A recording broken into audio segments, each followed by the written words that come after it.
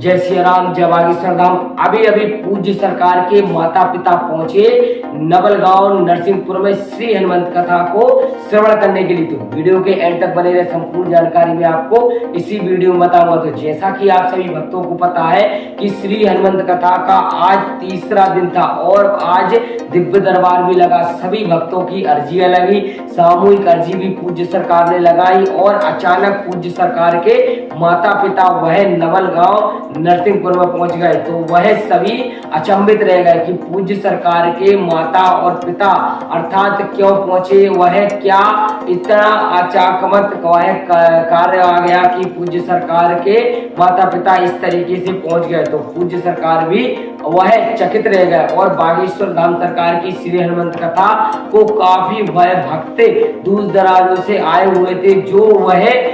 पूज्य सरकार ने कुछ लेट ब्राह्मण से प्रारंभ की श्री हनुमंत कथा, क्योंकि आज दिव्य दरबार में एक अलौकिक दिव्य दरबार था। लाखों की जनसंख्या में पूज्य सरकार के वह दिव्य दरबार में भक्तों का ताला लगा रहा और कुछ भक्त तो इतनी तपती धूप में लगभग 12 से 1 बजे पहले ही प्रांगण में विराजमान हो चुके थे। और देखिएगा आप, जहां जहां आपकी नजर जाएगी केवल बागेश्वर बालाजी सरकार के भक्त ही भक्त आपको नजर आएंगे, क्योंकि वह पूज्य सरकार का वह एक ही नारा है कि जो राम से जुड़ेगा उसकी अर्जी जल्दी भी लगेगी और वह बागेश्वर बालाजी सरकार संकटों का हरण जल्दी करेंगे। क्योंकि पूज्य सरकार का यह सबसे बड़ा विशेष सभी भक्तों से आग्रह रहता है कि जो सीताराम का कीर्तन करता है और जो सीताराम के नाम में रम जाता है उसका संकट बागेश्वर बालाजी सरकार पल में दूर करते हैं। और वह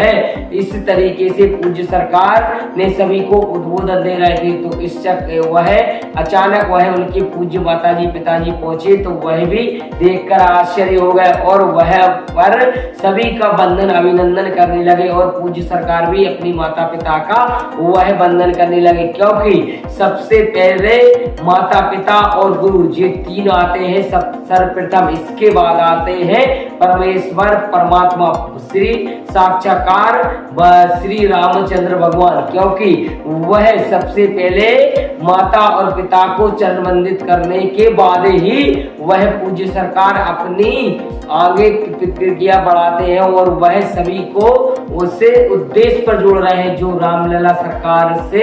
वह स्थित वह पहुंच रहा है और रामलला सरकार के गुणगान कर रहा है। तो इसलिए पूज्य सरकार उन्हीं से जुड़ रहे हैं और जब माता पिता को वह इसने इतना करते हैं तो उनको निश्चित ही क्यों ना वह उनको सिद्धियां प्राप्ति हो। कुछ लोगों का कहना तो यही था कि आखिर यह पर्चा बनाते कैसे हैं, पर्चा में आखिर कैसे पहले वह बिफोर टाइम लिख दिया जाता है और इसके बाद भक्तों को बुलाकर वह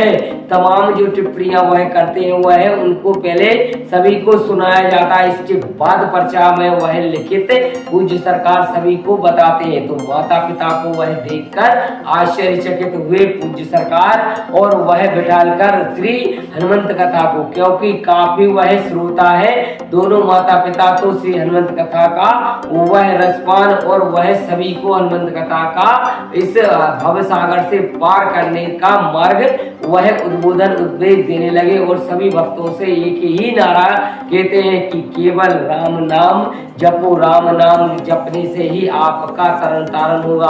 आप इस भव सागर कलयुग की वह भव सागर से पार हो जाएंगे और आपका पुनर्जन्म हो सकता है फिर से मनुष्य योनि में हो, क्योंकि जब आप कर्म अच्छे करेंगे, जब आपको सहायता करेंगे गरीब और निर्धन व्यक्तियों की, तो 101% आपको भी भगवान देखेगा और भगवान आप पर भी दया और रहम करेगा। तो इसी के साथ वीडियो यदि आपको अच्छी लगी तो वीडियो को लाइक करें, शेयर करें, कमेंट में जय श्री राम, जय बागेश्वर धाम सरकार।